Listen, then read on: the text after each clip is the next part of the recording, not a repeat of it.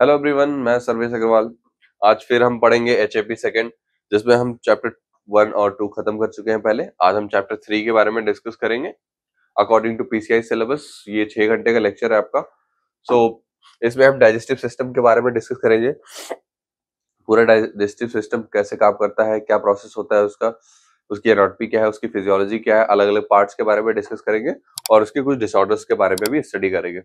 इस यूनिट में आपका एक और चीज है एनर्जेटिक्स के बारे में, जिसमें हम अलग अलग साइकिल्स के बारे में स्टडी करेंगे कि बॉडी में ग्लाइकोलिसिस का फॉर्मेशन कैसे होता है, क्या सारी चीजें प्रोसेस होती हैं। अभी हम मेनली क्या पढ़ेंगे, डाइजेस्टिव सिस्टम के बारे में, कौन सा पार्ट कैसे काम करता है, उसका रोल क्या है, जॉब रोल क्या है, क्या क्या चीजें होती है, ये सारी चीजें हम जानते रहेंगे। राइट। उसके बाद हम बाकी चीजों पे डिस्कस करेंगे कि बाकी जैसे डाइजेशन कैसे होता है, आप कुछ खाते हैं तो क्या खाते हैं, ये सारी चीजें हम डिस्कस करेंगे। हम पहले पढ़ते हैं डाइजेस्टिव सिस्टम क्या है। ठीक है। अब डाइजेस्टिव सिस्टम जो आपने पढ़ा है अभी तक वही है। ठीक है। बस थोड़ा सा यहाँ पे और ज्यादा डीप में हमें स्टडी करनी है। ठीक है। हम उसके अलग अलग कॉन्सेप्ट पे पढ़ेंगे। लाइक कि मेन जैसे हमने डाइजेस्टिव सिस्टम में मेनली जो पढ़ा होगा वो पढ़ा होगा एडीएमई के बारे में। डाइजेस्टिव सिस्टम के बारे में mainly ADME, absorption, distribution, metabolism and excretion, ये 3 चीजें हमें अभी तक पढ़ी होंगी। अब इन्हीं चीजों पे हम एक डिटेल स्टडी करेंगे। और पढ़ना क्यों है डाइजेस्टिव सिस्टम? डाइजेस्टिव सिस्टम इसलिए पढ़ना है क्योंकि किसी भी ड्रग के डिसॉल्व होने का या बॉडी में एंटर करने का या एडमिनिस्ट्रेशन का सबसे ज्यादा इंपॉर्टेंट हिस्सा ये है, क्योंकि मोस्ट ऑफ द लोग ओरल मेडिसिन ज्यादा लेते हैं। राइट। ओरल मेडिसिन मतलब आप फार्मास्यूटिक्स में पढ़ चुके होंगे, बट फिर भी ओरल मेडिसिन वो होती हैं जो आपके माउथ के द्वारा यानी बक्कल कैविटी का यूज हो, उसके द्वारा बॉडी में एंटर करे। ठीक है।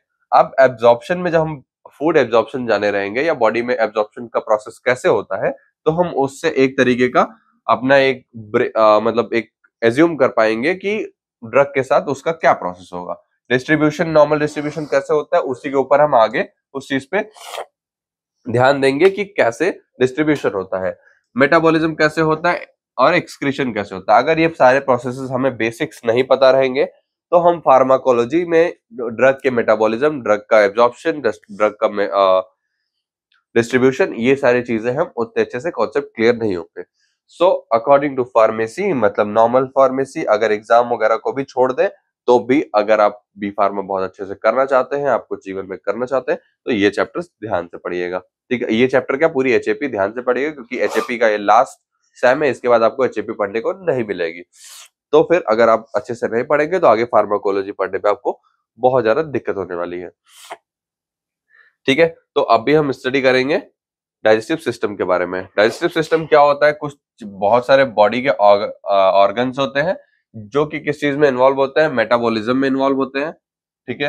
मेटाबॉलिज्म, डिस्ट्रीब्यूशन, ये सब चीजों में इन्वॉल्व होते हैं। और क्या करते हैं, हम जो भी बॉडी से बाय द बक्कल कैविटी जो भी हम इनटेक करते हैं उस चीज को वो ब्रेक डाउन करके बॉडी के अलग अलग पार्ट्स में करते हैं। That is the digestion. ठीक है।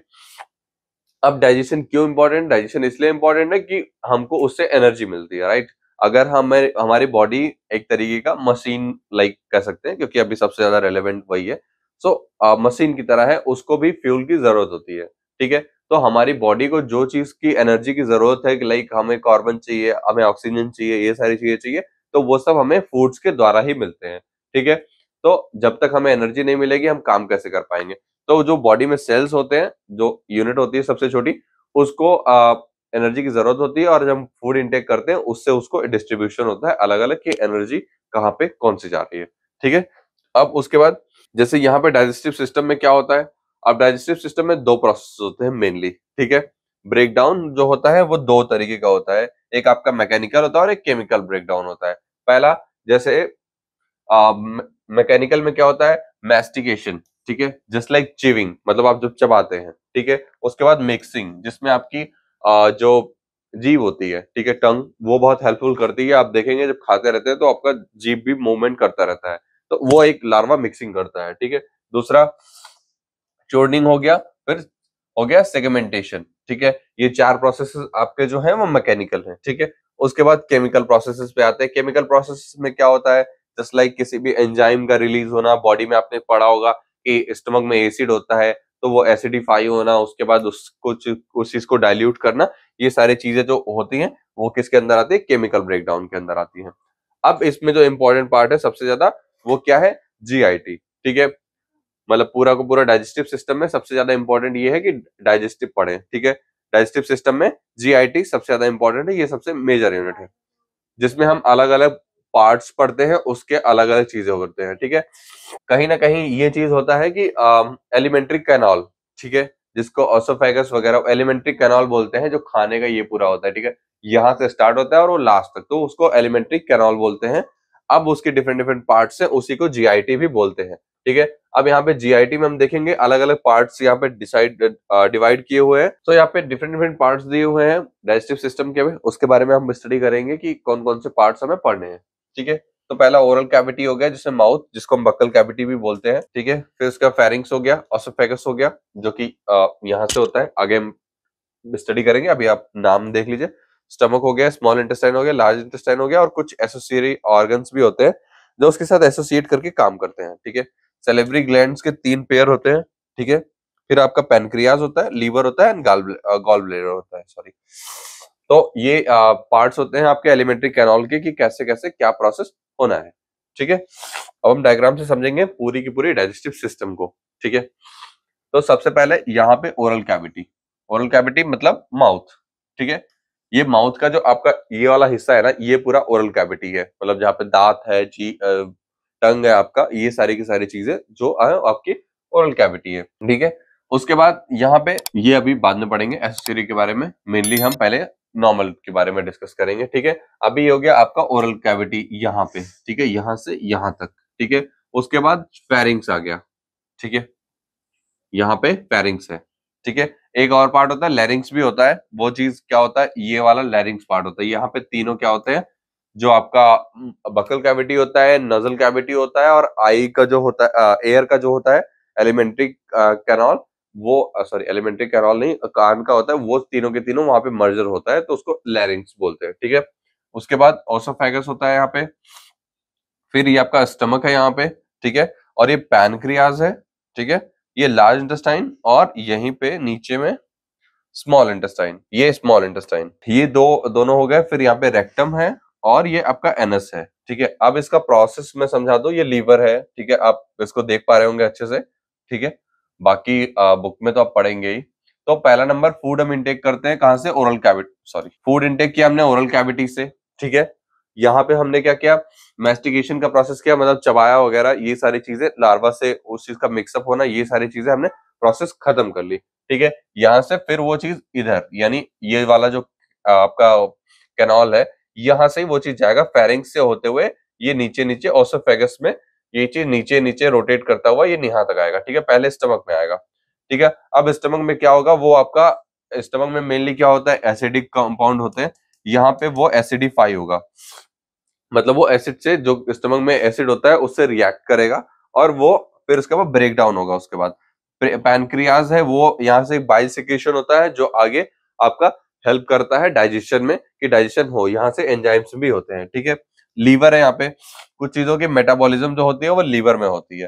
ठीक है, ये हमेशा ऊपर में होता है। फिर उसके बाद लार्ज इंटेस्टाइन, यहाँ से आप देखेंगे, यहाँ से होते होते होते होते ये आपका प्रोसेस, ये स्टमक हुआ, यहाँ पे पैनक्रियाज है बीच में, जब यहाँ से ये चीज पार होता है तो पैनक्रियाज से यहाँ से क्या होता है कि आपका जो एंजाइम, और ये जो पैनक्रियाज से जितने भी तरीके के सिक्रीशंस होती है हार्मोन्स की, एंजाइम्स की, वो यहाँ पे आपको मिल जाती है। फिर यहाँ से होते होते ये स्मॉल इंटेस्टाइन में होते होते होते होते उसके बाद ये लार्ज इंटेस्टाइन में जाती है। लार्ज इंटेस्टाइन में जब जाती है, फिर उसके बाद यहाँ देखिए कुछ प्रोसेसेस, अलग अलग फूड्स है, अलग अलग चीजें हैं, अलग अलग जगह पे उसका मेटाबॉलिज्म और एब्जॉर्प्शन होता है। ठीक है, फिर वो चीज आते आते स्मॉल इंटेस्टाइन से फिर लार्ज इंटेस्टाइन में जाता है कोई भी फूड, उसके बाद लार्ज इंटेस्टाइन में वो चीज, मतलब एब्जॉर्प्शन होता रहता है उसका, वो आगे प्रोसेस होता रहता है, फिर वो कहाँ तक आता है, रेक्टम तक आता है। रेक्टम में क्या होता है, रेक्टम में थोड़ा टाइम के लिए स्टोर होता है, फिर उसके बाद वो क्या होता है, एनस के रास्ते वो बाहर एक्सक्रीशन हो जाता है। ठीक है, मतलब अगर आप ध्यान दें तो यहां से इनटेक हो रहा है। ठीक है, यहाँ पे आपका आके एब्जॉर्प्शन का प्रोसेस, मतलब जो ब्रेक डाउन होना है, ये सारे प्रोसेस स्टार्ट होते हैं। ठीक है, फिर उसके बाद small intestine and large intestine मिला के, ठीक है, और ये दोनों मिला के मोस्टली यहाँ पे क्या होता है आपका मेटाबॉलिज्म का सॉरी ADME, ठीक है। यहाँ पे आपका डिस्ट्रीब्यूशन या फिर मेटाबॉलिज्म का काम होता है। समटाइम्स कुछ चीजें होती है जो लीवर में मेटाबोलाइज होती हैं, जस्ट लाइक आपका अल्कोहल, ठीक है। अल्कोहल का क्या डायरेक्टली सीन होता है, वो स्टमक से डायरेक्टली क्या होता है लीवर तक बहुत ही फास्ट मेटाबॉलिज्म उसका होता है। यहाँ पे उसका एब्जॉर्प्शन हुआ और वो सीधा लीवर में आ गया। अब वो मेटाबोलाइज होने के लिए बहुत फास्टली मेटाबोलाइज होता है, ठीक है। सो अलग अलग प्रोसेसेस है, ये आपका डाइजेस्टिव सिस्टम है, ये आपके कुछ पार्ट्स है जो कि डाइजेस्टिव सिस्टम में बहुत ज्यादा हेल्प करते हैं। अब इन्हीं सारे पार्ट्स को हम डिटेल में पढ़ेंगे कि क्या क्या चीजें हैं, उसकी एनाटॉमी क्या है, उसकी फिजियोलॉजी क्या है, ठीक है। नाम आप याद कर लीजिएगा, नाम याद किए रहेंगे और क्योंकि आपने पहले भी पढ़ा होगा ये सारी चीजें डाइजेस्टिव सिस्टम की, तो आपके लिए ये चैप्टर्स काफी ज्यादा इजी होगा, ठीक है। बस थोड़ी सी एक्स्ट्रा चीजें पढ़नी है और थोड़ा एक्स्ट्रा नॉलेज रखना है, बस बाकी ज्यादा कुछ है नहीं। सो ओरल कैविटी का क्या होता है, ओरल कैविटी पहला नंबर एलिमेंट्री कैनाल का सबसे ज्यादा पहला यानी स्टार्टिंग वाला पार्ट होता है, ठीक है। सबसे पहला ये फर्स्ट पार्ट होता है किसका, एलिमेंट्री कैनाल का, और ये सराउंडेड होता है किसके द्वारा, वेरियस मसल्स जो होते हैं और बोन्स, ठीक है। अगर आप मुंह में देखेंगे तो मसल्स और बोन्स ही होते हैं और कुछ होता नहीं है, ठीक है। उसके बाद वो अब इसका जो यहाँ पे लोकेशन है देखिए, एंटीरियरली क्या होता है, वॉल ऑफ जो एंटीरियर वॉल होता है वो बाउंडेड बाय किसका होता है, लिप्स होता है। यहाँ पे देखेंगे ये एक बाउंड्री का काम करता है लिप्स, ठीक है। फिर पोस्टेरली क्या होता है, वो ऑरोफेरिंक्स मतलब जो ऑसोफेगस और फेरिंक्स के बीच में जो गैप बनता है या दोनों जहाँ पे मर्जर होता है वहां का, ठीक है, वो पोस्टेरली उसके वो प्रेजेंट है। लिटरली जो प्रेजेंट है, लिटरली में क्या होता है, इसमें cheeks of the muscles, literally मतलब साइड की बात हो रही है यहाँ पे, तो आपके चीक्स अंदर से वो चीज को कवर अप करते हैं। सुपीरियरली ऊपर आपका आपका पैलेट रीजन होता है, ठीक है। ऊपर में एक तो हार्ड पैलेट होता है और सॉफ्ट पैलेट होता है। जो बोनी वाला होता है वो हार्ड पैलेट होता है और जो मसल्स वाला होता है वो सॉफ्ट होता है। तो बहुत सिंपल सी बात है। फिर इंफीरियरली क्या होता है, मस्कुलर टंग होता है जो कि बहुत एक सॉफ्ट टिश्यू होता है, जो कि आपका माउथ का फ्लोर यानी फर्श आपका बनाता है। इसमें एक आपका सबलिंगुअल भी होता है जो जीभ के नीचे होता है, ठीक है। ये आपकी पोजिशनिंग हो गई। क्या है उसके बाद, यहाँ पे आपका है म्यूकोसा मेम्ब्रेन, ठीक है, made up of stratified squamous epithelial, ठीक है। आपने फर्स्ट उसमें पढ़ा होगा या डिप्लोमा अगर आपने किया हुआ पहले तो उसमें आपने पढ़ा होगा मसल्स के बारे में, सॉरी टिश्यूज के बारे में। जब टिश्यूज आपने पढ़ा होगा तो उसमें एपिथेलियल टिश्यू आया होगा और उसके अंदर में सारी चीजें आई होंगी। ये जो स्ट्रेटिफाइड स्क्वैमस एपिथेलियम है ये, ठीक है। सो अभी म्यूकोसा मेम्ब्रेन जो होता है ये मुंह में एक जब ये है तो उसको एक म्यूकोसा मेम्ब्रेन भी बोलते हैं, जो आसपास की लेयरिंग है, ठीक है। वो किसका बना होता है, स्ट्रेटिफाइड स्क्वैमस एपिथेलियम का, ठीक है। एक लीनिंग ओरल कैविटी फॉर्म करता है और स्मॉल तरीके का म्यूकस सिक्रीशन ग्लैंड भी होता है जो एपिथेलियल सेल क्या करता है, उसको आप मतलब कंटेन करता है, ठीक है। फिर उसके बाद यहाँ पे एक वेस्टिबुल होता है जो कि फॉर्म करता है the part between the gums मतलब समझ रहे हैं, दांत के जो नीचे होता है, ठीक है, और चिक्स के बीच में एक वेस्टिबुल होता है यहाँ पे दांत के जस्ट नीचे, ठीक है। रिमेनिंग पार्ट जो होता है उसको क्या बोलते हैं, माउथ प्रॉपर बोलते हैं, ठीक है। The roof of the oral cavity is formed by, हमने वो पढ़ा उसके बारे में कि कहाँ पे क्या होता है। जैसे हमने पढ़ा पैलेट रीजन होता है, सॉफ्ट पैलेट, हार्ड पैलेट, ये सारी की सारी चीजें यहाँ पे हमने डिस्कस की। अब उसमें ओरल कैविटी में एक इंपॉर्टेंट चीज आता है, टीथ। टीथ में क्या है, एज सून एज फूड जब इनटेक करते हैं हम माउथ में, तो क्या होता है, हेल्प करता है किस चीज में, चबाने में, जिससे क्या होता है फूड का ब्रेक डाउन होता है, उसका साइज रिडक्शन हो जाता है। लाइक आपने रोटी खाई, वो छोटा छोटा छोटा छोटा वो दांत जितना ज्यादा, इसलिए बोलते हैं ना चबा के खाओ, तो बहुत ज्यादा ब्रेक डाउन हो जाता है, एक छोटे छोटे पीसेस में कन्वर्ट हो जाता है, ठीक है। इसको मैस्टिकेशन बोलते हैं। और जो टीथ होता है वो क्या होता है, एक तरीके का कैल्सिफाइड स्ट्रक्चर होता है, मतलब वो कैल्शियम का बना होता है, उसके लिए एक कैल्सिफाइड स्ट्रक्चर होता है जो मैस्टिकुलेशन में हेल्प करता है, जिससे क्या होता है डाइजेशन का प्रोसेस इजी होता है, ठीक है। टीथ का दो फंक्शनिंग मतलब उसका फंक्शनैलिटी जो है वो दो चीज में डिवाइड किया जाता है। एक होता है डिसाइडियस टीथ जो होता है, ठीक है, वो बच्चों को होता है, और मतलब मिल्क टीथ मतलब दूध का दांत जिसे बोलते हैं ना, वो वाला जो टीथ होता है वो एक वो टीथ होता है जिसको बोलते हैं डिसाइडियस टीथ, जो कि 20 होता है इन नंबर, और वो बचपन से लेके बहुत लोग का होता है टीन एज तक रहता है, मतलब मैक्सिमम अगर जाएगा तो टीन एज तक रहेगा, ठीक है। अब ये लोग क्या होता है कि डिसाइडियस टीथ जो होते हैं वो रिप्लेस होते हैं, किससे होते हैं, परमानेंट टीथ से, जो कि 6-7 साल के एज के बाद आना स्टार्ट हो जाता है, मतलब उसके बाद टूटना स्टार्ट है, फिर वो रिप्लेस होते होते होते, और ये जो परमानेंट टीथ होते हैं उसका नंबर तो आपको पता है 32 होते हैं, राइट। तो आपका टीथ और ये माउथ का एक स्ट्रक्चर यहाँ पे दिया हुआ है, ये देखेंगे, ये आपके टीथ है, पहचानते तो होंगे ही। ऊपर वाला ये देखेंगे यहाँ पे सॉफ्ट सॉफ्ट पैलेट रीजन है, ठीक है। ये बीच में यूवोला है, ठीक है। उसके बाद प्लेटोफेरिंगियल आर्क है यहाँ पे, ये देखेंगे ये वाला जो है, ठीक है, एकदम पीछे में, जिसको गांव में बोलते हैं वो बढ़ गया है, कुछ बोलते हैं यहाँ पे जब स्वेलिंग होती है, ठीक है, टॉन्सिल जब होता है, ठीक है। उसके बाद पैलेंटाइन टॉन्सिल हो गया यहाँ पे, इसी में दिक्कतें होती है, समटाइम्स ऐसे व्हाइट व्हाइट स्पॉट आ जाता है, ठीक है। उसके बाद ये आपका टंग दिया हुआ है, ये आपका लोअर लिप्स है, ये आपका अपर लिप्स है, ये पूरा का पूरा प्रोसेस है, ठीक है। टंग है, ये साइड के आपके चीक्स होते हैं, यहाँ नीचे से आपका फूड नीचे जाता है, यहाँ पे दांत होता है और यहाँ भी दांत होता है नीचे। सो ये आपका माउथ का हो गया पूरा का पूरा, ठीक है, कैसे क्या चीजें होती है, ठीक है। और ये वॉल है पीछे में, देखेंगे ये जो पीछे आपको ब्लैक स्पॉट दिख रहा है, ये फेरिंग्स का पोस्टीरियर वॉल है, ठीक है। ये स्ट्रक्चर ऑफ माउथ हो गया, इसमें हमने टीथ के बारे में स्टडी कर दी। अब टीथ का स्ट्रक्चर हम देख लेंगे, उसमें क्या क्या होता है, कैसे कैसे होता है, ये देखेंगे। टीथ है, ठीक है, पहला ऊपर जो लेयर होती है वो एनिमल बोलते हैं उसको, ठीक है। फिर उसके बाद डेंटिन बोलते हैं, ये बीच वाला जो है, ये आप ऐसे से देख रहे हैं ना, ये डेंटिन है, उसके जस्ट नीचे आता है। उसके बाद पल्प कैविटी होती है, उसके बीच में कहीं कहीं स्पेसेस हो जाते हैं। फिर उसके बाद उसके अंदर में ये देखेंगे, ये रूट कैनाल, मतलब जो रूट कैनाल होता है ना, मेनली क्या होता है, रूट कैनाल में जब दांत चढ़ते हैं तो ये ऊपर वाला जो इलाका है, यहीं पे वो क्या स्टार्ट हो जाता है, इसका एक तरीके का इन्फेक्शन यहाँ पे आना स्टार्ट हो जाता है, ठीक है।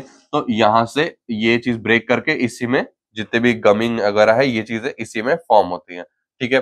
बाकी यहाँ पे साइड में आपके बोन होते हैं, ठीक है। और ये आपकी नेक है, ये आपका क्राउन है, ठीक है। मतलब अगर उसको देखेंगे, इसको एज एन ह्यूमन ये मान लेते हैं, ठीक है, एक कोई बॉडी है, ठीक है। तो ये ऊपर वाले को क्या बोलते हैं, क्राउन। जस्ट लाइक आपका दांत जब खराब हो जाता है तो बोलते हैं ना क्राउन रख वाली, जो उसके ऊपर ऊपर में एक लेयरिंग हो जाएगी, तो ये दांत का क्राउन है, ये उसका गर्दन है, और ये उसकी रूट है, ठीक है। अब ये जो रूट कैनाल होता है, क्योंकि वो रूट के डिपेंडिंग है, तो वहां तक होता है, ठीक है। क्राउन मतलब ऊपर वाला हिस्सा जहाँ पे एनिमल होता है, ठीक है। ये आपका टीथ का हो गया, इसको याद रखिएगा, इसके सारे नाम याद रख लेंगे, उसकी एनाटॉमी लिखने में बहुत ज्यादा इजी होगा, ठीक है। उसके बाद एनिमल जो होता है सबसे ज्यादा हार्डेस्ट होता है, और क्या होता है उसका एक तरीके का, उसका एक काफी मिनरल रिच होता है, उसमें कई सारे मिनरल्स लगे हुए होते हैं, ठीक है। उसके बाद 3-4 तरीके के टीथ होते हैं, ठीक है, ये भी आपने पढ़ा ही होगा। इंसर्ट्स हो गया, कस्पिड्स हो गया, बाइकस्पिड्स हो गया, मोलर टीथ हो गया, ये सारे के सारे आपने पढ़ा होगा टीथ्स के बारे में, उसके फंक्शंस दिए हुए हैं। जैसे इंसर्ट्स हो गए, ये टीथ क्या होते हैं, एड मतलब बाइटिंग में काम आते हैं, बड़े जब होते हैं तो साइड में जो होते हैं ना, उनको बोलते हैं, ठीक है। वो बाइटिंग एंड टीयरिंग में काफी ज्यादा हेल्प करते हैं, ठीक है। उसके बाद कैस्पिड हो गया, इसमें क्या होता है, ये क्लोनिकल शेप का होता है, और उसको मतलब फूड टेयरिंग या फिर उसको ग्रास्पिंग करने में काफी ज्यादा हेल्प करते हैं, ठीक है। फिर बाइकैप्सिड जो, या प्री मोलर जिसको बोलते हैं, ये क्या ग्राइंड फूड को ग्राइंड करने में काम आते हैं, और ये मेनली क्या होता है, बच्चों में एब्सेंट रहता है, क्योंकि 9 साल के बाद ये अपेयर होना स्टार्ट होते हैं, ठीक है। फिर उसके बाद मोलर्स आते हैं, जो कि लार्जेस्ट टीथ होते हैं, और ये कहाँ पे प्रेजेंट होते हैं, back of the mouth present होते हैं, ये पीछे वाले जो एकदम है, ठीक है। आप अगर देखेंगे प्रोसेस अगर समझ गए आप, तो अगर आप नाम याद है आपको, तो आप वो चीज कर लेंगे। लाइक किसी का काम है टीयरिंग, तो टीयरिंग के लिए यहाँ वाले साइड वाले यूज होते हैं, ठीक है। नॉर्मली बड़ा चीज चबाने के लिए तो यहाँ से, ठीक है, साइड से। तो ये सारे प्रोसेसेस अगर आप याद रखेंगे, तो आप खाते टाइम का याद कर लेंगे, तो आपको सारी चीजें याद हो जाएंगी। सो हमने टीथ पढ़ लिया है, अब हम टंग पढ़ेंगे, जो कि नेक्स्ट हमारा ऑर्गन है, जो कि बक्कल कैविटी यानी माउथ कैविटी या ओरल कैविटी में आता है। और टंग का रोल आपको मेनली पता होगा, ये क्या मिक्सिंग का काम भी करता है, और दूसरा काम क्या होता है इसका, कि वो मतलब ओसोफेगस की तरफ या फेरिंग्स की तरफ फूड या किसी भी जिस बोलस को मूव कराता है, ठीक है। अभी टंग जो होता है वो क्या होता है, एक तरीके का मस्कुलर ऑर्गन होता है, ठीक है। कहाँ पे होता है, on the floor of mouth पे होता है, ठीक है। और ये च्यूइंग में, मिक्सिंग में, ये सब चीजों में हेल्प करता है। मिक्सिंग क्या, अब दो तीन तरीके का आपने खाना खाया उसका मिक्सिंग, या फिर जो च्यू कर रहा है उसको, उसकी मिक्सिंग, और जो लार्वा होता है उसकी मिक्सिंग, ताकि फूड इजीली डाइजेस्ट हो, ठीक है। ये सारा का सारा काम किसके द्वारा होता है, टंग के द्वारा होता है, ठीक है। उसके बाद मतलब काफी एक लंबा अमाउंट ऑफ नर्व्स और ब्लड वेसल्स जो होता है वो कहाँ पे होता है, इनर्वेट होता है टंग में, ठीक है। और वो उसको मतलब, क्योंकि टंग की मूवमेंट बहुत ज्यादा होती है और बहुत अनइवन होती है, मतलब ऐसा नहीं कि जैसे हाथ की तरह इतना ही मूव करेगा, टंग आप कैसे भी रोटेट कर सकते हैं। सो वो सारे मूवमेंट्स के लिए क्या होता है कि वो जितने भी तरीके के नर्व्स होते हैं, ब्लड वेसल्स होते हैं, वो काफी ज्यादा हेल्प करते हैं इस चीज में कि मूवमेंट एक प्रॉपर हो पाए, ठीक है। बाकी जो मसल्स होती हैं, मसल्स ऑफ द टंग जो होते हैं वो क्या कंप्लीटली लाई करती है विद इन द टंग्स, मतलब वो अ, आपने देखा टंग्स का रोटेशन पता है ना, तो उसके साथ एक पूरा अलाइन करती हैं और फिर से हेल्प करती हैं, सॉलोइंग में हेल्प करती हैं, स्पीकिंग में भी हेल्प होता है, क्योंकि अब ये डाइजेस्टिव सिस्टम का पार्ट नहीं है, but in a body general speaking में भी काफी ज्यादा हेल्प करती हैं, ठीक है। बाकी स्पीकिंग जैसे आप खाना खाते टाइम पे या किसी भी टाइम पे जब भी आप कोई चीज जीभ से मूवमेंट करते हैं, तो जीभ का जो साइज एंड शेप होता है, या उसका जो एक सरफेस एरिया होता है, या फिर लाइक उसका जो रोटेशन या शेप होता है, वो ट्विस्ट होता रहता है, यानी अल्टर होता रहता है। जैसे मैं बोल रहा हूं तो वो जीभ अलग अलग तरीके से रोटेट हो रही है अंदर ही अंदर, ठीक है। सो ये सारी चीजें क्या होती हैं, जीभ के मसल्स द्वारा अल्ट्रेशन होती है, वो जो मसल्स होती हैं वो अल्टर करती हैं, फिर उसी हिसाब से स्पीकिंग और ईटिंग यानी खाने वाला सॉलिंग प्रोसेस, मिक्सिंग प्रोसेस, ये सब में काफी ज्यादा हेल्प करती हैं, ठीक है। जो मसल्स होती हैं उनको क्या बोलते हैं, इंट्रिंसिक मसल्स बोलते हैं, जो इसमें होता है। बाकी जो क्या होता है, जो अटैचमेंट होती है किसी दूसरे स्ट्रक्चर के साथ टंग की, जैसे आपने देखा होगा पीछे में टंग जुड़ा होता है, वो कहाँ पे, repositioning by the repositioning of tongue are extrinsic muscles, ठीक है। ये एक्सट्रेंसिक मसल्स हो गए और इंट्रिंसिक। इंट्रिंसिक मतलब अंदर की तरफ और एक्सट्रेंसिक मतलब बाहर, ठीक है। इंट्रिंसिक मसल्स वो हो गई जो बाकी सारा हेल्प करती हैं टंग को इधर उधर सारे प्रोसेसेस कराने में। बाकी किसी के साथ अगर उनका एक अटैचमेंट हो रहा है स्ट्रक्चर, किसी और स्ट्रक्चर के साथ में, वो किसका होता है, एक्सट्रेंसिक का, एक्सट्रेंसिक मसल्स का, ठीक है। बाकी इनका काम किस में होता है, हेल्प में भी होता, इनका काम होता है गस्टेशन में और टेस्ट में, ठीक है। टेस्ट हमें पहले से पता हुआ है, ठीक है, कि टेस्ट का क्या काम है, कैसे कोई भी बिटर टेस्ट क्या होता है, अलग अलग टेस्ट बड्स होते हैं हमारे टंग पे। सो उससे क्या होता है, पूरे का पूरा आपका डाइजेस्टिव सिस्टम भी एक तरीके से हेल्प करता है, और उससे एक कोऑर्डिनेशन बैठती है, ठीक है, कि अगर बिटर टेस्ट है तो क्या होगा, या सॉल्टी टेस्ट है तो क्या होगा, क्योंकि आपने पढ़ा होगा कि जो चीज का टेस्ट जैसा होता है उसी के अकॉर्डिंग बॉडी का प्रोसेस होता है, ठीक है। जस्ट लाइक कुछ आपको बहुत ज्यादा पसंद है तो एक कमांड जाता है ना कि बॉडी को उस चीज की जरूरत है, मेंटल एंड साइकोलॉजिकल प्रोसेस भी चलता है, तो उसमें टेस्ट बड्स का काफी ज्यादा इंपॉर्टेंट रोल होता है, ठीक है। जैसे क्या होता है कि अलग अलग टेस्ट बड्स होते हैं और वो उसी हिसाब से उस चीज को परसीव करते हैं, उस जो सब्सटेंस आपने खाया उसका टेस्ट परसीव करते हैं, और फिर वो चीज का ब्रेन को मैसेज देते हैं, और ब्रेन क्या करता है उस हिसाब से एंजाइम एंड ये सारी चीजें प्रोड्यूस करता है। तो हम उसके बारे में पढ़ेंगे, टेस्ट बड्स के बारे में, कौन कहाँ पे क्या प्रेजेंट होता है, ठीक है। अभी यहाँ पे देखेंगे ये जो टेस्ट बड है, ठीक है, ये आपका कहाँ पे प्रेजेंट होता है, ये एक टेस्ट बड है, ऐसे बहुत सारे टेस्ट सेल प्रेजेंट रहते हैं, ठीक है। ये आपका लिंगुअल इपिथेलियम हो गया, ठीक है, और ये सपोर्टिंग सेल्स हो गए, यहाँ पे आपको दिख रहे होंगे स्ट्रक्चर में, ठीक है। और ये जो बीच में है ना, ये डॉट डॉट या फिर ये वाले पोर्शन, ये सारे सारे क्या है, टेस्ट सेल्स हैं, ठीक है। और ये बीच में आपके नर्व फाइबर है जो कि कनेक्ट हो रहे हैं, इधर से भी कनेक्ट हो रहा है, और ये देखिए ये टेस्ट नर्व फाइबर्स हैं जो कि कनेक्ट होते हैं बॉडी के अलग पार्ट से आगे आगे मैसेज ले जाने के लिए, और ये टेस्ट पोर्स है, ये आपका पहला जीभ का यानी टंग टंग का ऊपर वाला लेयर है, ठीक है। उसके अंदर ये आपके प्रेजेंट होते हैं टेस्ट पोर्स, ठीक है। यहाँ पे जब कोई भी चीज यानी कोई भी सब्सटेंस यहाँ पे जब अटैच होता है, या फिर लाइक यहाँ से टकराता है, या उसके साथ एक इंटरेक्शन होता है, तो इंटरेक्शन के बाद वो चीज अंदर में आती है, एंड फिर ये सारे टेस्ट सेल्स जो होते हैं वो पता लगाते हैं कि उसका एक्चुअल टेस्ट कैसा है, ठीक है। बाकी इसमें कुछ सपोर्टिंग सेल्स होते हैं, आप यहाँ पे देख सकते हैं, ये जहाँ पे डॉट नहीं, ये सारे सपोर्टिंग सेल्स का काम करते हैं। ये सारा हो गया आपका टेस्ट बड की टेस्ट बड कैसा होता है, ठीक है। बाकी आपके टेस्ट बड्स में क्या होता है कि अलग अलग तरीके के साइज एंड शेप के अकॉर्डिंग अलग अलग चीजें बदली जाती हैं, ठीक है। कुछ होते हैं टेस्ट सेल जिसको रिसेप्टर्स बोलते हैं। अब यही है ना जो टेस्ट सेल्स ही होती हैं जो डिटेक्ट करती हैं कि कौन सा टेस्ट है। तो वही सेम चीज यहाँ पे इसको गैस्ट्रेटो रिसेप्टर्स भी बोलते हैं, ठीक है, और दूसरा टेस्ट सेल्स बोलते हैं, मतलब उन्हीं को, ठीक है। फिर उसके बाद सपोर्टिंग सेल्स, फिर पैप्लिया होता है।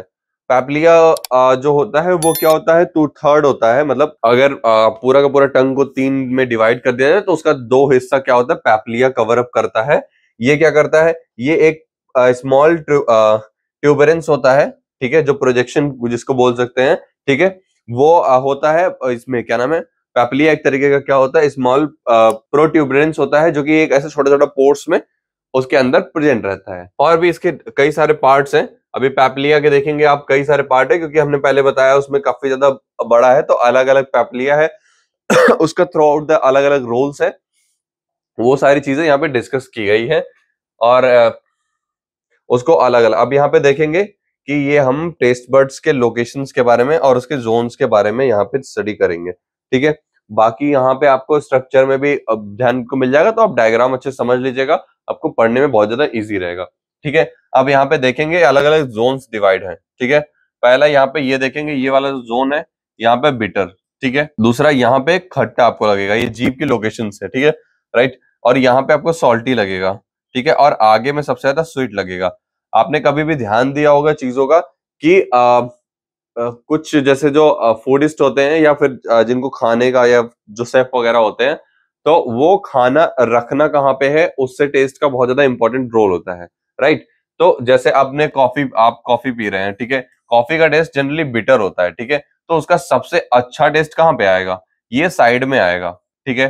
क्यों, क्योंकि यहाँ पे बिटर टेस्ट की सबसे अच्छी एब्जॉर्बिंग है, तो वहां पे आपका कॉफी, चॉकलेट, ये सब जो चीजें है ना, वो अच्छे से यहाँ पे अटैच होंगी। सपोज दैट हम कोई बहुत तीखा खा रहे हैं और आप यहाँ से ये वाले टिप से टच कर रहे हैं, वहां पे क्योंकि उतना तीखे का मतलब लाइक जो सॉर एंड सॉल्टी वाला जो टेस्ट जोन है वो है ही नहीं, तो आपको उतना तीखा पता ही नहीं चलेगा जितना ज्यादा आपको ये वाले पोर्शन पे या यहाँ वाले पोर्शन पे होगा, ठीक है। लाइक जिसके साथ जिसका बॉन्ड है ही नहीं, मतलब वहां पे अगर वो रिसेप्टर्स है ही नहीं, तो वो चीज उस चीज को कभी भी एनालाइज नहीं कर पाएंगे, ठीक है। बाकी यहाँ पे पार्ट्स आप देखेंगे दिया हुआ है, ठीक है। फिलफॉर्म पैप्लिया दिया हुआ है, यहाँ पे आगे में सबसे ज्यादा प्रेजेंट रहता है, ठीक है। ये फंगीफॉर्म पैप्लिया है जो यहाँ पे प्रेजेंट होता है, साइड में आप देखेंगे, ठीक है। ये वैलेट पैप्लिया है जो यहाँ पे प्रेजेंट होता है रूट के जस्ट पास में।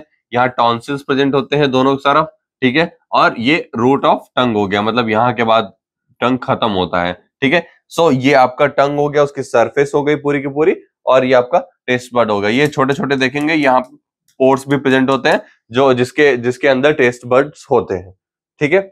ये आपका हो गया टंग, जिसमें आपका टेस्ट आपको समझा दिया कि टेस्ट का प्रोसेस क्या है, कैसे चीजें होती हैं, ठीक है। जैसे आपने कुछ खाया, ठीक है, सपोज दैट ये अभी जोन हम भूल जाते हैं, तो आपने खाया यहाँ पे आपने खाया और यहाँ पे कुछ आपका रखा हुआ है, ठीक है। तो यहाँ पे जितने भी पोर्स प्रेजेंट है वो उसके अंदर वो फूड या वो सब्सटेंस का मटेरियल जाएगा। देन वो क्या, जो टेस्ट सेल्स वहां पे प्रेजेंट है वो क्या करेंगे, उस चीज को एनालाइज करेंगे, ब्रेन के पास मैसेज भेजेंगे ऐसा ऐसा फीलिंग हो रही है, ब्रेन उस पर डिटेक्ट करेगा एक तरीके का, क्योंकि उसके पास पहले से परसेप्शन है कि किस चीज का टेस्ट कैसा है, उस चीज पे वो बताएगा उसका बिटर टेस्ट है, सॉर है, सॉल्टी है, तीखा है, मीठा है, जो भी आपको लगता है वो चीज आपको ब्रेन बताता है। जनरली हम क्या होता है, एक नेचर या फिर वो ब्रेन की बॉडी की अपनी एक लैंग्वेज है जिससे वो कम्युनिकेट करते हैं, ठीक है। ये हो गया आपका टेस्ट कैसे क्या होता है। बाकी इसको डीपली आपको इसकी एनाटॉमी एंड फिजियोलॉजी पढ़नी है तो आप ठाकुर पब्लिकेशन की बुक खरीद के पढ़ सकते हैं। हमारी बुक ठाकुर पब्लिकेशन वेबसाइट पे मिल जाएगी और डिस्क्रिप्शन बॉक्स में लिंक भी रखा है, वहां से भी आप खरीद के पढ़ सकते हैं। सो हम अभी फंक्शंस पढ़ेंगे, ठीक है। फंक्शन किसका, टंग का, टंग का क्या प्रोसेस होता है, बाकी हम जनरली समझ चुके हैं कि क्या इंपॉर्टेंट रोल है, ठीक है। ये काफी ज्यादा सिग्निफिकेंट रोल यानी इंपॉर्टेंट रोल है डाइजेस्टिव सिस्टम में। ये क्या मूवमेंट ऑफ फूड को काफी ज्यादा हेल्प करता है कि उसको अंदर यानी ओरल कैविटी से बाहर की तरफ कैसे किया जाए, और ओरल कैविटी में चीविंग, ग्राइंडिंग, मिक्सिंग, ये सारी चीजों में काफी ज्यादा हेल्प करते हैं, ठीक है। बाकी ये फॉर्मेशन ऑफ बोलस में भी काफी ज्यादा हेल्प करते हैं, जब मैंने बताया वो चीज हम पहले डिस्कस कर चुके हैं।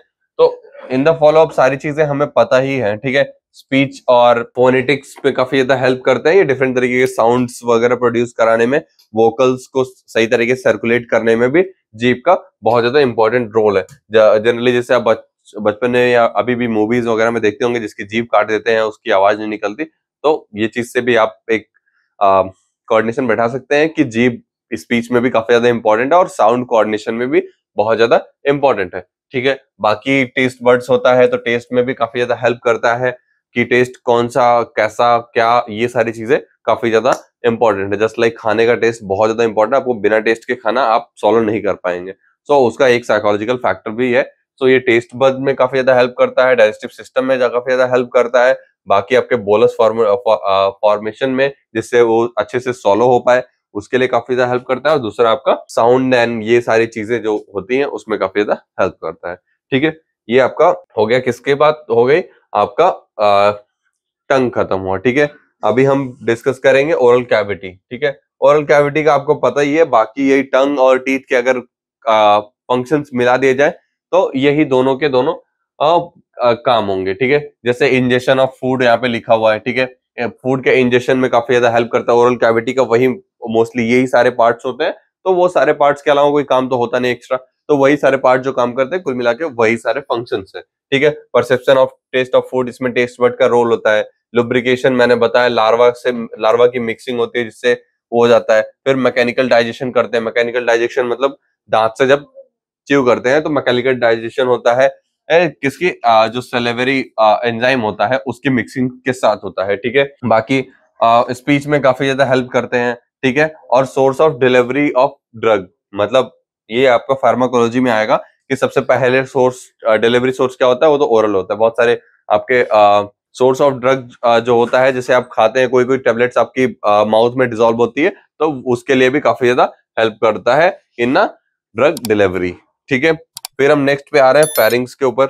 ठीक है, फेरिंग्स स्टडी करेंगे। या फेरिंग्स क्या है, फेरिंग्स एक आपका प्लेस है जहां पे क्या होता है, ये अब यहाँ पे आप देख सकते होंगे। ठीक है, हमने पहले भी डिस्कस किया बट आप यहाँ पे अच्छे से डीपली पढ़ पाएंगे। ठीक है, तो ये आपकी जॉ है, ये आपके लिप्स हैं। ठीक है, मैं अलग अलग कलर यूज करता हूँ इसलिए रहेगा। ठीक है, तो आपका ये फूड हो गया, राइट, ये फूड हो गया। यहाँ आपका ये बक्कल कैविटी हो गई। ठीक है, यहाँ पे आपका टंग प्रेजेंट है, बाकी सारी कैविटीज टीथ वगैरह प्रेजेंट है। ठीक है, अब यहाँ से जब ये मूव करेगा एज एन बोलस, ठीक है, तो पहले वो फेरिंग्स पे जाएगा। ठीक है, फेरिंग्स पे जाएगा, उसके बाद यहाँ पे होता है आपका एपिग्लैटिस। ठीक है, जो कि आपका क्लोज करता है, ये हेल्प करता है किसमें, सेपरेशन में, कि आपका जो वो रेस्पिरेटरी सिस्टम और रेस्पिरेटरी ट्रैक्ट को और जीआईटी को दोनों को अलग अलग करता है, इसकी क्लोजिंग। और ये चीज बहुत ज्यादा इंपॉर्टेंट है, जब यहाँ से फूड जाता है तो ये वाला क्लोज हो जाता है और वो यहाँ से अंदर की तरफ ये ओसोफेगस में आगे मूव कराता है। ठीक है, तो ये आपका जस्ट जो क्या बोलते हैं, टंग के जस्ट पीछे का लोकेशन है वो फेरिंग्स है। ठीक है, उसके बाद ये ओसोफेगस यहाँ से स्टार्ट होता है। ठीक है, फेरिंग्स का आपको लोकेशन समझ में आ गया। जो लैरिंग्स होता है वो किस में होता है, वो आपका आरआईटी में होता है, यानी रिस्पिरेटरी ट्रैक्ट के जो होता है उसके अंदर में होता है। ठीक है, बाकी नीचे आपका ओसोफेगस है। यहाँ पे अगर आप देखेंगे, ये आपका एपिग्लाइटिस जो होता है ये यहाँ पे खुला हुआ है, ये यहाँ पे ओपन हुआ है। जब यहाँ पे फूड जाएगा तो इस पे जाएगा, तो ये इस वाले पूरे ये इसको पूरा का पूरा क्लोज कर देगा। ठीक है, जिससे क्या होगा, फूड डायरेक्टली ओसोफेगस में जाएगा, ना कि इसमें। कभी कभी आपको कभी कभी जब ये इजिली वर्क नहीं करता है या फिर सही से स्मूथली वर्क नहीं करता है, तो फिर आपको जैसे खाना कभी कभी होता है ना गले में रह जाता है, तो उससे आपको बहुत ज्यादा एंजाइटी कभी कभी फीलिंग आने लगती है, या फिर छींक आता है कि वो बाहर आए, या वॉमिटिंग वगैरह होती है, तो वो सारी चीजें इस वजह से और यहाँ से होती है कि इसके फंक्शंस में डिफेक्शंस आने में।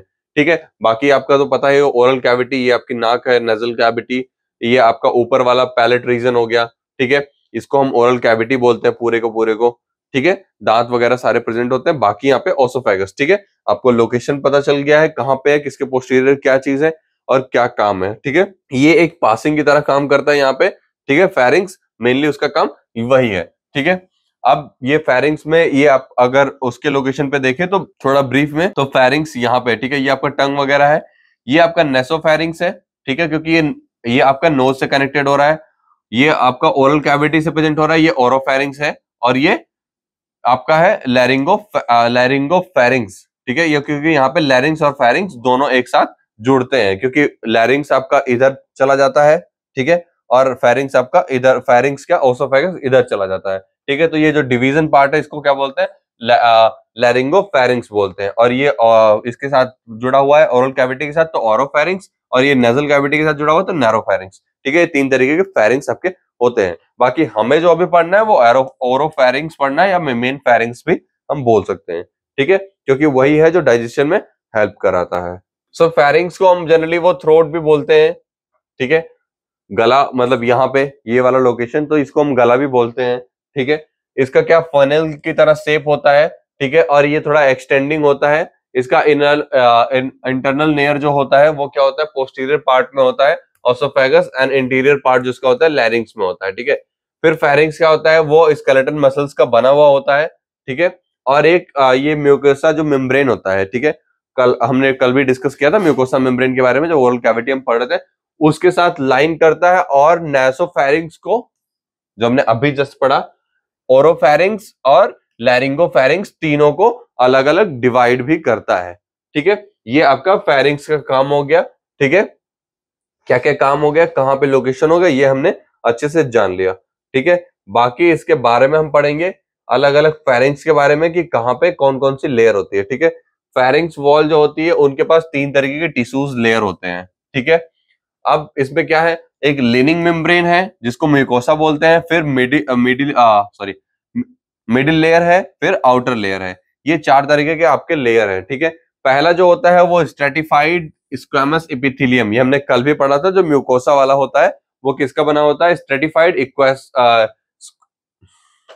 इक्वेमस एपिथेलियम लेयर का बना हुआ होता है। और इसका काम क्या ये पूरा का पूरा माउथ लिनिंग होता है, और ये क्या करता है, एक एंड और दूसरे ओसोफेगस के एंड पे कंप्लीट होता है, ठीक है।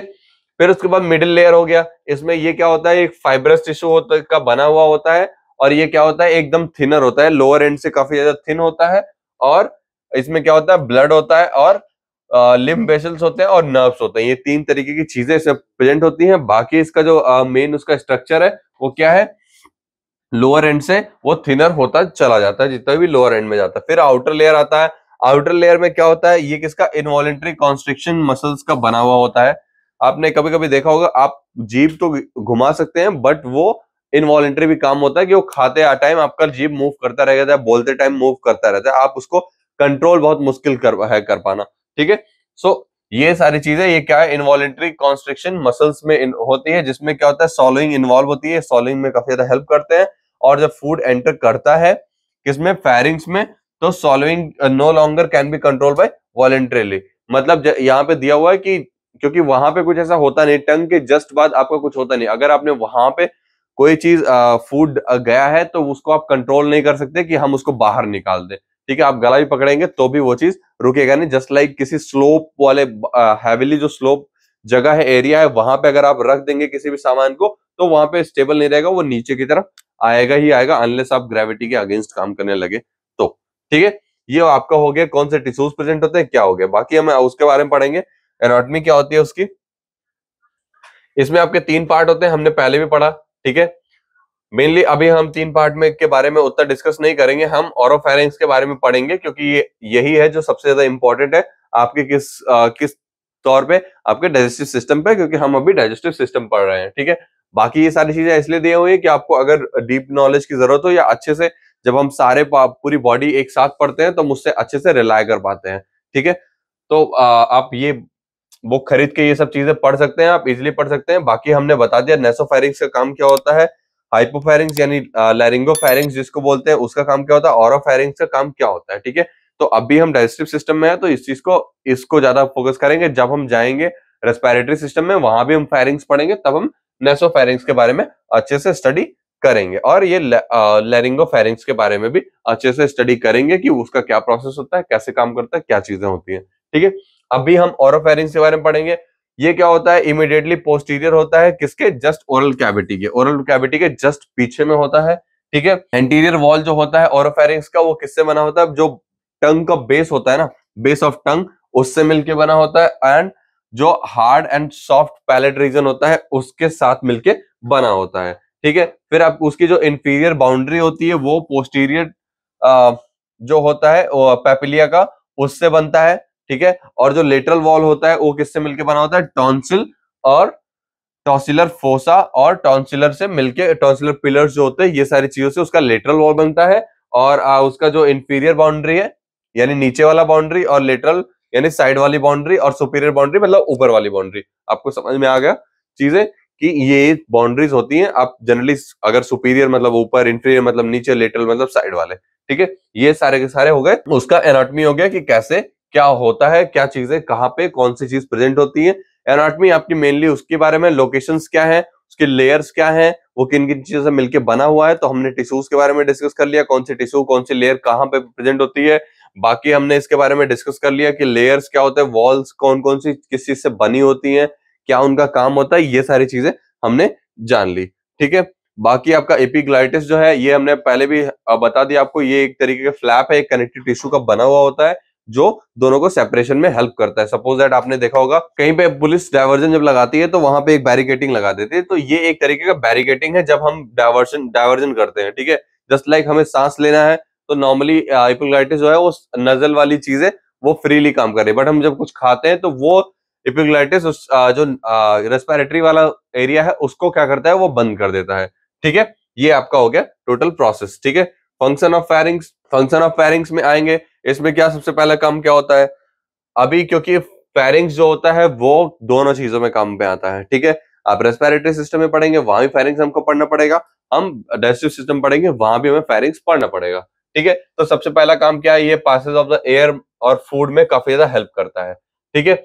वही चीज हमने बताया, फूड भी पास होता है क्योंकि ओरोफेरिंग्स होता है, ठीक है। एयर पास होता है और नेजोफेरिंग्स की वजह से पास होता है, और वो पास कब होता है, वो एपिग्लाइटिस वाला सेम चीज फिर से, ठीक है। बाकी आपका वो टेस्ट में भी काफी ज्यादा हेल्प करता है।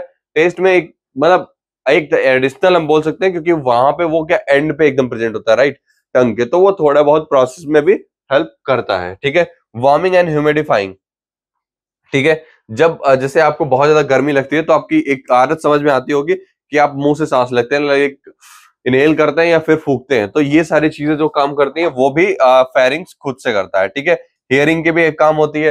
हियरिंग का काम इसलिए है क्योंकि जो ऑडिटरी कैनाल होता है आपका, ठीक है, और ऑडिटरी ट्यूब या ऑडिटरी कैनाल जो होता है वहां वो फेरिंग्स यानी यहाँ पे आवाज, ठीक है, तो कहीं ना कहीं जो हेयरिंग वाली प्रोसेस है यहाँ से कनेक्टेड होती है, ठीक है, फेरिंग से। फेरिंग से आपकी नजल, एयर और माउथ, ये तीनों के तीनों कनेक्टेड होते हैं, उनसे आपको चीजें सुनाई देती है जब ये एयर कैरी करता है। और एक तरीके का ऑप्टिमम हेयरिंग डिपेंड करता है कि क्या चीज कैसे आपका साउंड क्या इस वाइब्रेशन को रीड करते हुए, ठीक है। फिर आपका आता है प्रोटेक्शन में हेल्प, ठीक है। अब ये प्रोटेक्शन भी करता है किस चीज का, कि किसी भी तरीके का फॉरेन अटैक ना आने पाए। अब यहाँ पे है दो दो तरीके के टॉन्सिल्स हैं, ठीक है। ये टॉन्सिल्स आपके ये क्या करते हैं, ये किसके पार्ट है, लिम्फेटिक सिस्टम के पार्ट है, और ये एक दोनों आपने देखा होगा दोनों साइड में रहते हैं, तो एक तरीके का रिंग फॉर्म करते हैं और एक तरीके की कैविटी भी काम करते हैं कि कोई भी ऐसा फॉरेन चीज है वो चीज अटैक ना कर पाए। आपने कभी देखा होगा कि आपने ऐसा कुछ सॉल्व कर लिया जो आपको नहीं करना चाहिए, तो तुरंत आपको एक नौजिया वाली फीलिंग आने लगती है कि वो चीज बाहर की तरफ आने लगता है, सेम चीज। तो वो एक तरीके प्रोटेक्शन भी करता है, बाकी स्पीच में हेल्प करता ही है क्योंकि वहां पे आपका जो साउंड वोकल होता है, जो अंदर से आवाज मतलब अंदर से जो एयर इनहेल होती है, वो सारी चीजें वहीं पे आके एक बाउंड होके फिर वो चीज निकलती है in a coordination with tongue and other जितने भी कनेक्टिव ऑर्गन्स होते हैं, ठीक है। ये हो गया आपका क्या, फेरिंग्स, ठीक है। फिर हम आते हैं ऑसोफेगस पे, ठीक है। ऑसोफेगस क्या है, ऑसोफेगस एक तरीके का कैनाल है या एक तरीके का पाइप जैसा आप मान सकते हैं कि जो कि किसको ओरल कैविटी यानी फेरिंग्स के साथ को वो कनेक्ट करता है, किसके साथ, स्टमक के साथ में, ठीक है। तो वो बीच का पाइप है, यहां से यहां के बीच में प्रेजेंट होता है, वो एक तरीके का पाइप जैसा काम करता है। जैसे ऊपर वाले अगर बिल्डिंग में कुछ रखा हुआ यानी ऊपर वाले फ्लोर पे कुछ रखा हुआ है, मतलब पानी है, उसको नीचे वाले में लाना, तो एक तरीके का पाइप हम यूज करते हैं। तो ऑसोफेरिंग्स का वैसा ही कुछ काम है, ठीक है। नथिंग एज मच की बहुत ज्यादा इसका ऑपरेशनल कोई बहुत ज्यादा इतना यूज नहीं है कि कोई बड़ा फैक्टर जस्ट लाइक डाइजेशन वगैरह में हेल्प कराए, बट एक तरीके का बॉलस सॉल्विंग काफी ज्यादा हेल्प करता है, वो एक तरीके का पाइप का काम करता है कि क्या है, ठीक है। अभी यहाँ पे ऑसोफेगस दिया हुआ है, ठीक है, इसको हम फूड पाइप भी बोलते हैं, ठीक है। ये एक तरीके का लॉन्ग मैस्कुलर ट्यूब होता है जो कि लगभग 10 इंच से लेकर 10 इंच या 25 सेंटीमीटर लॉन्ग होता है, ठीक है। ये फूड पैसेज बनाता है जो हमने अभी भी डिस्कस किया, कहां से, फेरिंग्स और स्टमक से, ठीक है। इसका जो सबसे ये कहां पे स्टार्ट होता है, स्टार्ट कहां पे होता है, वो लैरिंगोफेरिंग्स से स्टार्ट होता है और कहां पे आता है, आपके स्टमक के ऊपर वाले पोर्शन पे आके टच होता है, ठीक है। उसको हम हाइपोथेटिकली बोल सकते हैं C6 वर्टिब्रा के आसपास वो आके मतलब आके खत्म होता है, ठीक है, उसका एंड पॉइंट हो गया, ठीक है। फूड जब यहां से हम लेते हैं, इनटेक करते हैं, तो ये यहाँ पे से अंदर जाता है, ठीक है।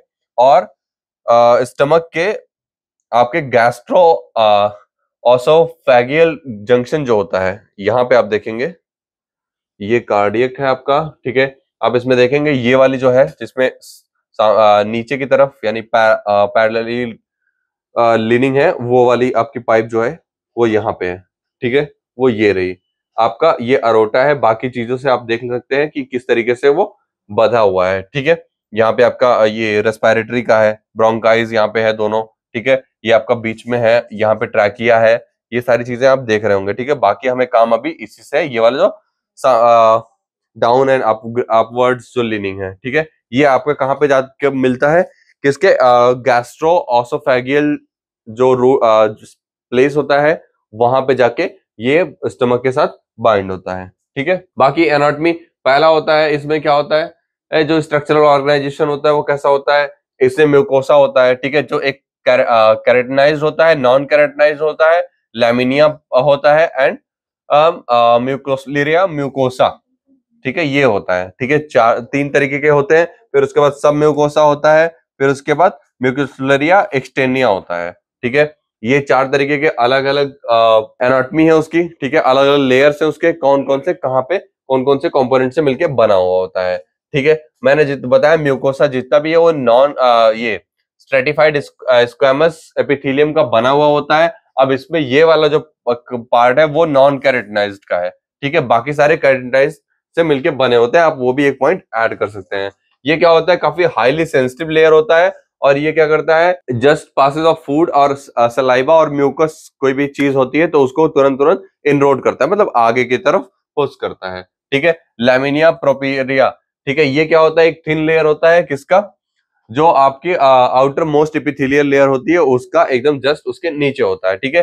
फिर उसके बाद मस्कुलरिस म्यूकोसिया, ठीक है, ये स्मूथ मसल्स लेयर होती है जो कि सेपरेट करती है म्यूकोसा को फ्रॉम सब म्यूकोसा से। अब हम पढ़ेंगे सब म्यूकोसा, ठीक है, क्योंकि ये सबसे नीचे है, यहाँ पे सब म्यूकोसा अलग हो रहा है। अब सब म्यूकोसा क्या है, ये क्या म्यूकोसा के जस्ट नीचे होता है। पहला पॉइंट आपका यहाँ हो गया, यहाँ भी आपको सेम चीज पे एक पॉइंट मिल गया, यहाँ भी एक पॉइंट मिल गया। फिर उसके बाद comprise of mucosa secreting glands यहाँ पे होता है, जिससे म्यूकस सिक्रीट होता है, और इसका एक कनेक्टिव स्ट्रक्चर होता है जो कि प्रेजेंट होता है कहाँ पे, लेयर आर नोन एज पैपिलिया। पैपिलिया के बारे में पहले भी डिस्कस कर चुके हैं, ठीक है। फिर उसके बाद म्यूकसलिरिया एक्सटर्निया जो है, ठीक है, ये काफी ज्यादा इनर मोस्ट लेयर होता है जो कि कहाँ पे होता है, सब म्यूकोसा लेयर के जस्ट नीचे में होता है, ठीक है। ये जो ऑसोफेगस है उसका उसके पार्ट से काफी ज्यादा वेरी करता है, काफी अलग तरीके का कॉम्पोजिशन है इस लेयर का, जो कि अलग अलग आपके डिफरेंट फंक्शंस में काफी ज्यादा हेल्प करता है, ठीक है। जैसे ये कॉन्शियसली कंट्रोल करता है किसके ऊपर, सॉलोइंग के ऊपर कितना, जैसे कभी कभी आप गले पे देखते हैं ना, मतलब कोई कुछ बोल रहा, कोई बहुत इंपॉर्टेंट बोलता है तो आप एक खाना रोक देते हैं, तो वो वाले जो प्रोसेस होते हैं, जो वॉलेंट्री कॉन्शियस कंट्रोल होता है, वो कौन देता है आपको, और मस्कुलरिस एक्सटर्निया जो होता है वो आपको ये कंट्रोल देता है। बाकी फंक्शन ऑफ ऑसोफेगस जो है, अब इसमें वही सारा काम है, ठीक है। ये डी जो आपका प्रोसेस है वो बोलस को नीचे ले जाना, सॉल्विंग में हेल्प करना, मूवमेंट उसका प्रॉपरली करना, बीच में अटके ना, ये सारी चीजें जो हम करते हैं वो सारी चीजें इस चीज पे काफी ज्यादा रिलाय करती हैं। आप इसको अच्छे से पढ़ लीजिएगा। इसमें 3 स्टेजेस में चीजें होती हैं, अलग अलग ऑटो रिफ्लेक्शंस भी यहाँ पे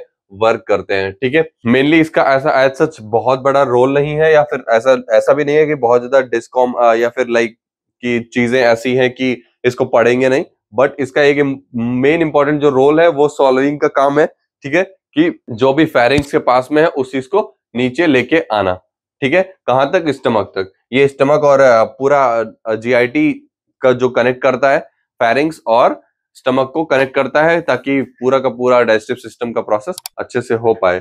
बाकी हम नेक्स्ट लेक्चर में स्टार्ट करेंगे, स्टमक के बारे में पढ़ेंगे, तो फिर हम मेन जीआईटी ये नेक्स्ट लेक्चर में हम डिस्कस करेंगे, जिसके बारे में हम अच्छे से पढ़ेंगे। इसमें उसकी फिर एनाटॉमी पढ़ेंगे, क्या कैसे काम है, स्टमक कैसे काम करता है। फिर स्टमक के बाद हम इंटेस्टाइन पे आएंगे। और इसमें ये चीज एज पर सिलेबस हमने जहाँ पे दिया हुआ है कि एसिड प्रोडक्शन जो स्टमक में होता है उसमें भी हम काफी ज्यादा ध्यान देंगे और इस चीज के बारे में भी स्टडी करेंगे। ठीक है, तो आज के लिए बस इतना ही। मिलते हैं नेक्स्ट लेक्चर में। तब तक आपको कोई क्वेरीज हो, किसी भी तरीके का डाउट हो या फिर कुछ भी दिमाग में ऐसा आ रहा हो, नॉट नॉनसेंस, अच्छी चीजें जो दिमाग में आ रही हो, आप उसे कमेंट में पूछ सकते हैं। हम उस चीज का जवाब देने की कोशिश करेंगे। तब तक के लिए थैंक यू।